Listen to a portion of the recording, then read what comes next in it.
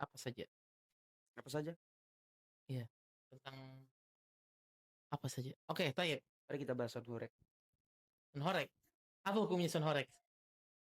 Kalau kata MUI sih haram. Kenapa bisa haram? Alaysa al-aslu fil asya' al-ibaha. Ana belum konfirmasi sama MUI. Kan bisa dicek di situs resminya. Mengganggu orang.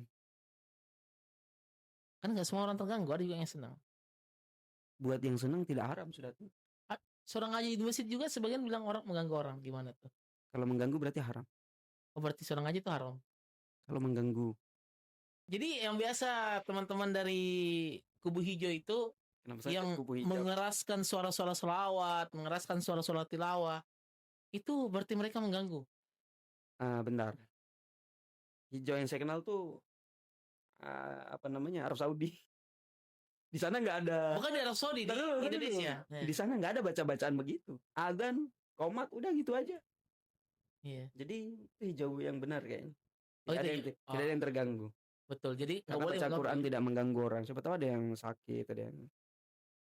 Anda pernah tinggal di mayoritas orang hijau. Hijau apa nih? Hijau tua kayaknya. Ketika itu Anda tidur dan lagi sakit, itu pas samping masjid tinggalnya. Itu benar-benar ketika mau azan kan biasanya setengah jam atau 1 jam sebelum azan Tarhim. Sudah ada namanya apa? Tarhim, kemudian sholawat, kemudian Quran. Kita tidak membenci Al-Qurannya. Betul. Tapi kita terganggu dengan suara-suaranya. Berarti antum terganggu dengan bacaan Quran. Bukan terganggu dengan baca Quran, tapi sound yang dampak dari sound itu kan mengganggu kita, mengganggu tidur. Bahkan anak bayi juga banyak terganggu. Apa solusinya? Dimatikan saja. Oh. Tapi cukupkan adzan dan iqamah. Allah. Sebagai syiar. Kalau bacaan ketika sedang sholat? Cukup dalam masjid, karena yang butuh itu dalam masjid, bukan di luar masjid. Kan buat patokan orang yang mau terlambat biasanya. Masih baca. Enggak, kan patokan terlambat ada namanya qomat. Kalau qomat berarti dia sudah tahu bahwa dia itu udah sholat, kan? Tapi kan belum terlambat. Dia mau nunggu rakaat terakhir misalnya. Nggak usah nunggu, langsung. Bukankah yang paling utama itu sholatnya yang paling awal? Betul, yang paling utama justru ketika adzan datang.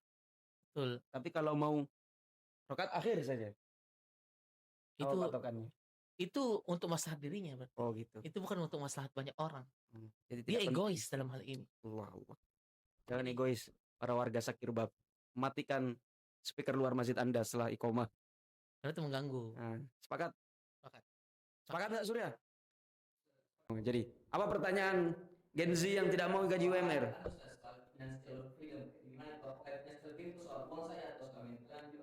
Ayo, soal financial freedom gimana? Kita tanyakan kepada orang yang sudah freedom. Saya belum freedom ya, Syekh. Kan antum ditanya, apa kerjanya antum itu? Kan freedom. Ada kerja. Ada orang yang sudah freedom satu ini. Enggak, kalau seandainya sudah freedom, saya tidak pulangkan buku. Jadi masih kelas. Kalau sudah freedom, Sakirbab yang butuh buku, beli ke beliau. Beli. Kalau seandainya sudah freedom, kita santai-santai ke Mekah, ke Madinah sama istri, tinggal di sana. Belum freedom. Nah, Anda yang sudah freedom itu gimana? Amin. Ini bukan doa, pertanyaan. Jadikan doa. Amin. Apa itu freedom? Tanya itu apa yang dimaksud freedom? Apa itu freedom? Bebas apa? Bebas bermaksiat. Oh, nah kira bebas bermaksiat. Bebas membeli sesuatu. Jadi antum misalnya mau beli pulau gitu. Targetnya bebas beli sesuatu, beli pulau. Beli negara, beli presiden suatu negara. Iya, tapi kan kebutuhan harian, kebutuhan kehidupan. Berapa sih target untuk bisa kebutuhan kehidupan? UMR kurang ya kalau UMR. Iya, kalau UMR tuh kurang. Untuk satu orang, bukan dengan keluarganya, kurang. Kalau satu orang cukup. Tunggu sebentar. Anda kan satu orang nih, gimana? Anda kan satu orang diri, cukup. Bentar, anak kan tinggalnya di cover. Oh iya. Jadi cukup. Tapi kan nggak semua orang seperti anak. Akomodasi di cover, konsumsi di cover, ya paling kebutuhan kecil-kecil aja nggak di cover. Tapi kan nggak semua orang kayak gitu. Nah, jadi nggak bisa kalau pakai jawaban anak. Tapi kalau anggaplah pakai pendapat tadi, berarti kalau UMR cukup untuk satu orang, tapi cukupnya kan pas sekali, nggak ada sisa. kos-kosan, listrik, air. Anggaplah kalau belum include kos-kosannya, makan, transportasi, pulsa, kebutuhan harian lainnya. Kalau cuman segitu, terus kalau nikah punya anak, nggak cukup. Artinya harus double, triple. Ya, misalnya UMR rata-rata Indonesia tuh kalau nggak salah, bukan rata-rata seluruh wilayah, kalau di rata-rata tuh kalau nggak salah 3,5. Anggaplah 3,6 atau 3,5 saya lalu ganjil 3,6. 3,5. Berarti kalau triple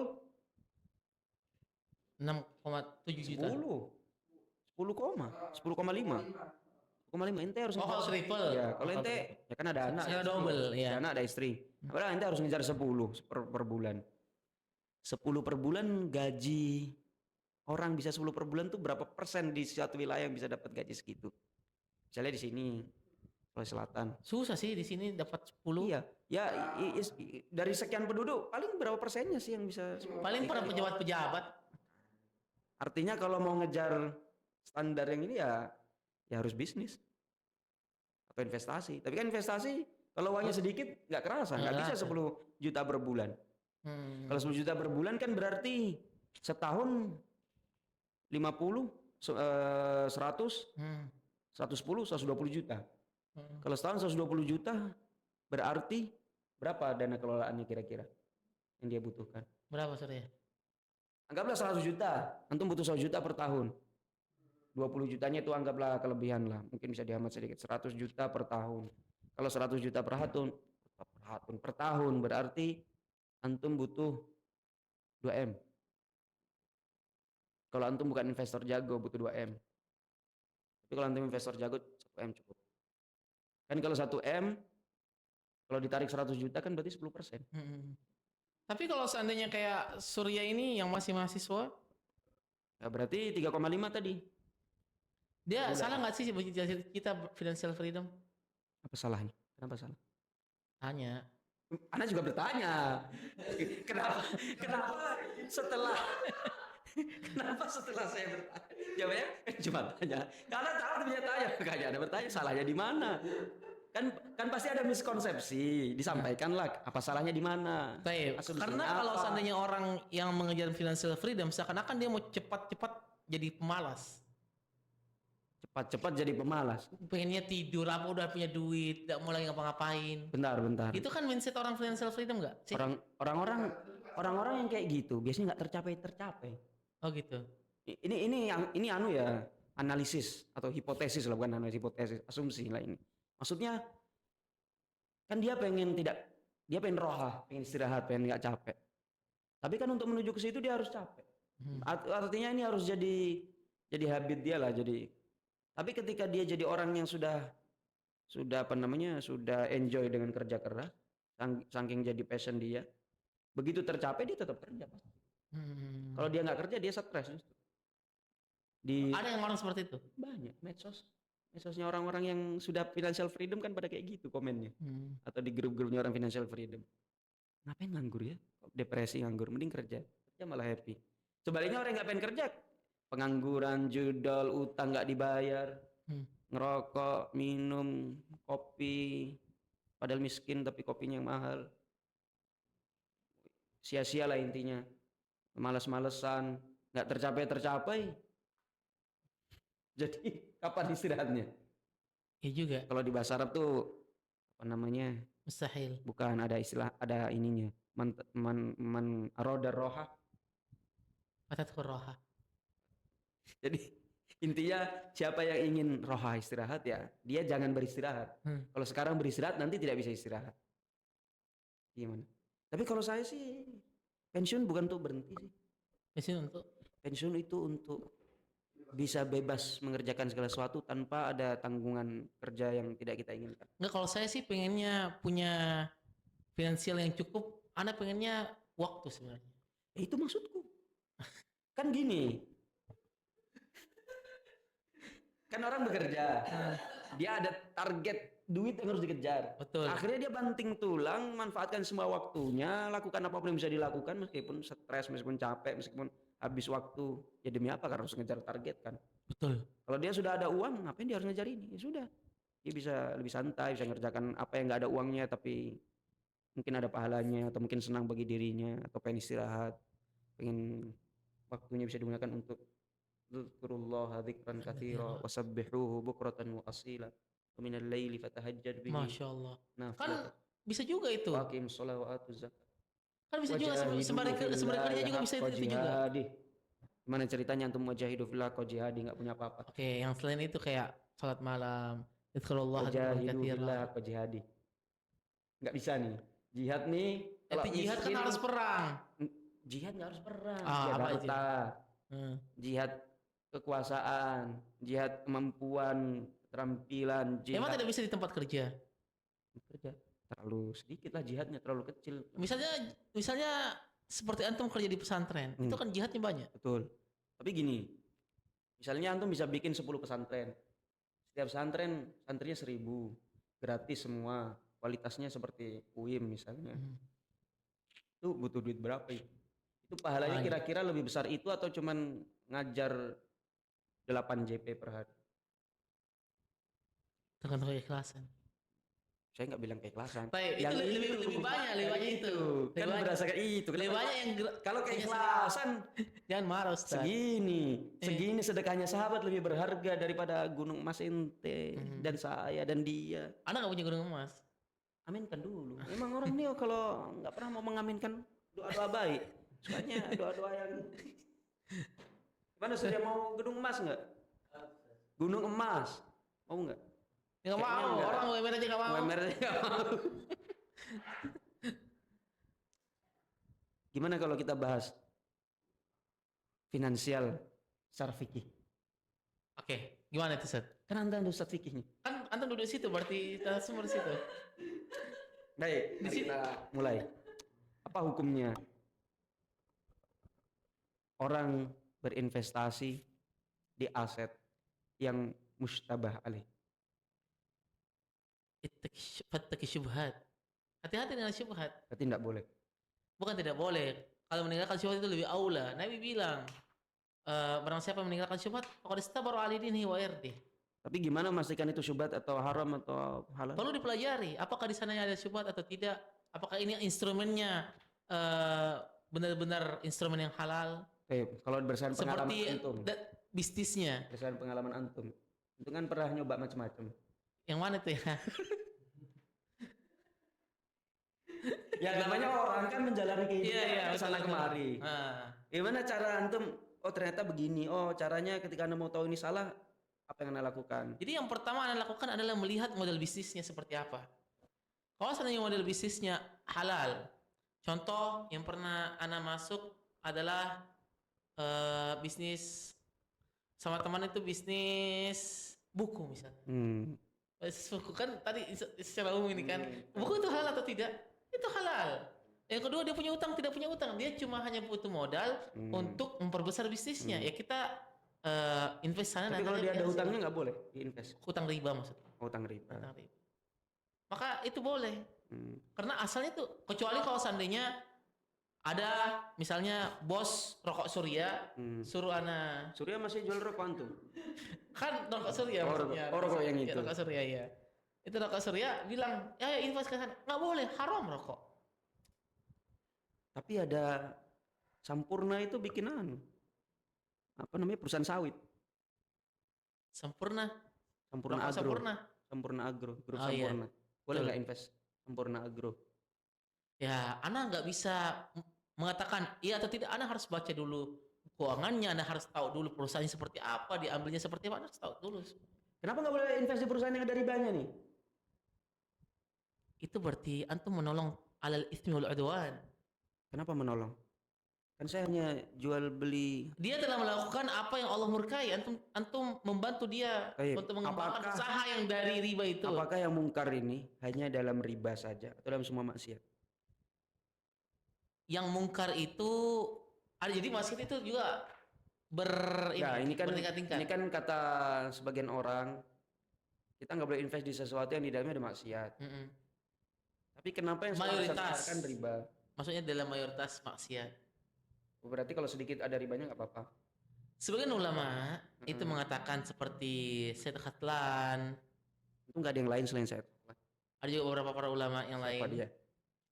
Kalau nggak salah Syekh Utsman Al-Khamis. Oh gitu. Ya. Terus? Dia bilang, dan juga Umar Mukbil yang anda tahu, Dr. Umar Mukbil, hafizahumullah jami'an. Itu ketika instrumennya tidak lebih dari 30% atau 40% tidak jadi mayoritas, maka di sana boleh untuk investasi. Tapi itu nggak ta'awun 'alal itsmi wal udwan tuh. Apa? Kan tetap aja ta'awun 'alal itsmi wal udwan, tolong-menolong dalam kemaksiatan dan permusuhan terhadap Allah dan Rasul. Itu kan qalil, maksudnya berarti boleh kalau sedikit tolong-menolong dalam kemaksiatan dan permusuhan. Kita ambil yang halalnya. Kan di situ kan ada teologi dua, ada yang haram, ada yang halalnya. Nah, kita ambil yang halalnya. Nanti setelah itu kita tathir. Tathir. Kata para ulama. Apa itu tathir? Kan nggak paham orang. Ya, maksudnya ketika ada sebagian dari hasilnya itu tercampur dengan haram, kita berusaha untuk menginfakkan sesuai dengan berapa persen keharaman yang ada dalam bisnis tersebut. Infak kan berdasarkan omset atau berdasarkan laba bersih? Berdasarkan laba bersih yang didapat. Oh, berarti kalau rugi halal gitu, rugi-rugi semua itu. Tak. Dia. Apa? Maksiat. Kan katanya harus ditathir. Betul. Bersihkan. Berarti sebelumnya salah. Katanya haram. Sebelumnya. Kalau halal ngapain harus ditathir kan? Nah kan itu sebagian halal untuk ihtiyatan. Iya. Berarti tathir ini sebenarnya bukan tathir yang wajib. Bukan tathir yang berarti wajib. Sudah halal. Sudah halal. Meskipun di situ ada riba 20%. Meskipun. Jadi tetap halal. Coba dijelaskan kepada orang-orang di sana, bagaimana ini perusahaan ada ribanya 20%, tapi begitu jadi investasi, menang atau laba, kok jadi halal 100%? Logikanya gimana? Pertanyaan yang menarik. Bener nggak? Antum penasaran nggak? Iya kan? Oke, pertanyaan yang menarik. Ada yang ingin makan? Baik, nggak dia punya jawabannya. Nggak boleh punya jawabannya. Baik, kan ini ribanya itu mungkin sekitar 20%. Yang halalnya berarti sekitar 70%, 80%, 80%. Nah, ketika kita memasukkan uang di sana, kita itu sebenarnya memasukkan uang di mayoritas, maksudnya yang halal. Sama seperti kiasnya gini. Musik itu adalah hal yang haram. Musik adalah hal yang haram. Musik. Sepakat, haram. Apa? Kan ada yang bilang nggak haram. Tapi ulama jumhur, madhab, ijma bahwa itu adalah haram. 4 madhab itu. Jadi jumhur atau ijma nih? Jumhur kalau ulama itu jumhur. Jadi ajma al jumhur, bukan ijma. Bukan ajma al jumhur. Tapi kalau madhab itu ijma. Madhab 4 madhab. Berarti ijma 4 madhab, bukan ijma umum. Bukan ijma umum, ijma 4 madhab. Berarti itu mengakui ada khilaf dalam musik. Ada khilaf walaupun khilaf syadz. Oh, khilaf syadz. Apa itu khilaf syadz? Selamat. Kan enggak tahu apa itu khilaf syadz. Khilaf aja kadang bertanya-tanya orang. Baik, khilaf syadz itu adalah khilaf yang la yu'tabar. Apa itu khilaf? Perbedaan pendapat yang tidak diambil atau pendapat yang lemah berdasarkan dalil-dalil yang ada. Jadi tidak bisa digunakan. Tidak bisa digunakan. Sama seperti ke laptop. Laptop, enggak ada laptop. Ke 20% tadi. Baik, sama seperti orang investasi di kafe. Di kafe mungkin 80% halal. Tapi 20%-nya ada musik-musiknya yang kita tidak bisa hindari karena kita minoritas mungkin. Maka itu tidak masalah karena kita ngambil dari yang halalnya. Bentar. Antum invest ke 80%, harusnya mayoritas kalau antum invest 80%. Enggak, ini 80% halal. Oh, kehalalannya bukan porsinya. Bukan porsinya. Tapi mungkin kita minoritas. Tapi di situ boleh untuk kita investasi di situ. Karena kita kan ada kaidah al-hukm al-aghlab. Kita hukumi yang mayoritasnya. Itu kaidah itu mungkin entar dulu. Enggak, ini pertanyaan orang awam. Pasti orang awam bertanya, bukannya kita diajarin dalil itu qala Allah, apa kata Allah, qala Rasul, apa kata Rasul. Kenapa ada orang yang kalau kasih dalil ada kaidah? Apa maksudnya dalil kaidah itu? Baik, ada qala Allah, qala Rasul itu betul. Tapi juga sekarang ini banyak masalah-masalah yang yatajaddad. Baru, masalah-masalah itu baru. Dan masalah baru itu harus dilihat dari kaidah. Dan kaidah itu dari mana? Kaidah itu juga diambil dari qala Allah, qala Rasul. Jadi kaidah itu awalnya ada dalilnya. Pasti. Jadi ada beberapa dalil dirangkum kemudian jadi kaidah. Nah, sehingga ketika ada masalah tidak usah susah-susah cari sesuatu, langsung ada kaidah begini. Betul. Nah, kaidah ini berarti ulama sepakat ya ada dalil yang namanya kaidah itu.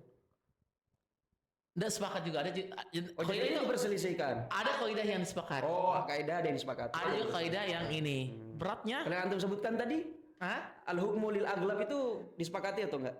Ana kurang tahu ya, belum cek apakah tapi secara umum tapi secara umum para ulama memakai itu.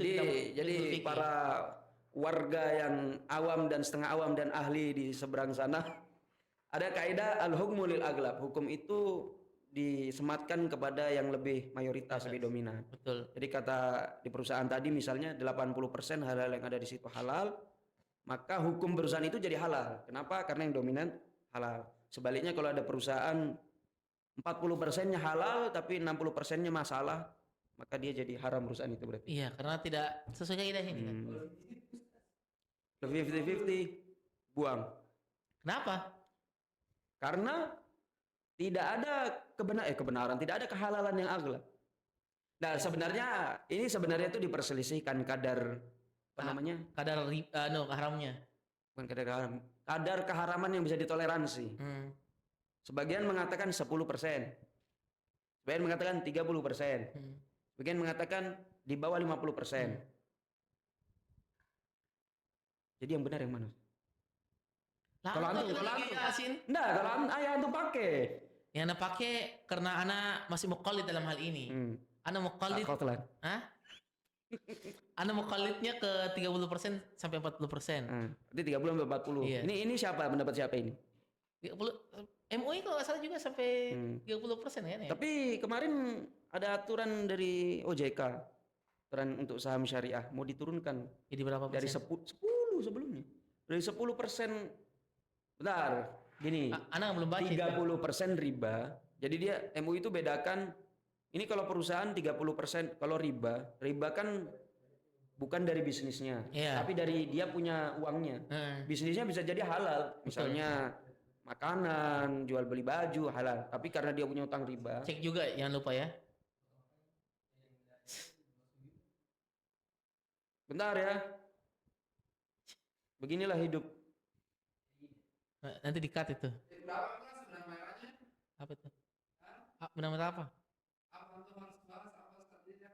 Iya. Boleh. Antum kan CEO-nya, kita ingat CEO ini. Di sini bahas makanya itu tentang media kan jarang bahas di publik itu tentang hukum-hukumnya dan ini bahas secara umumnya. 11 menit. Oke, kita lanjut lagi. Ya, tinggal dimasukin. Di compare. Saya mana tadi kita? Masalah hukum lil aghlab. Ya. Jadi MUI bilang kalau riba itu bisa sampai 30%. Kenapa kadar 30%?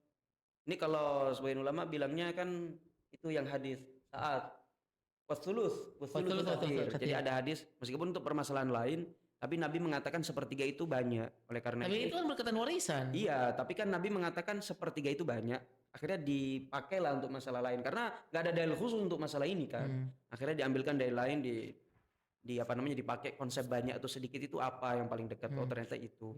Jadi riba 30. Tapi kalau untuk harta haramnya misalnya kayak perusahaan dia ada untung dari jual baju. Tapi ketika dia punya sisa modal dia taruh di deposito. Deposito itu sebenarnya itu ada untung pastikan untung riba. Ternyata untung ribanya tuh sampai 10%. Itu waktu itu masih toleransi sama fatwanya MUI. Tapi katanya rencana mau diturunkan baik 5% atau 3% kalau dari pendapatannya, laba bersihnya.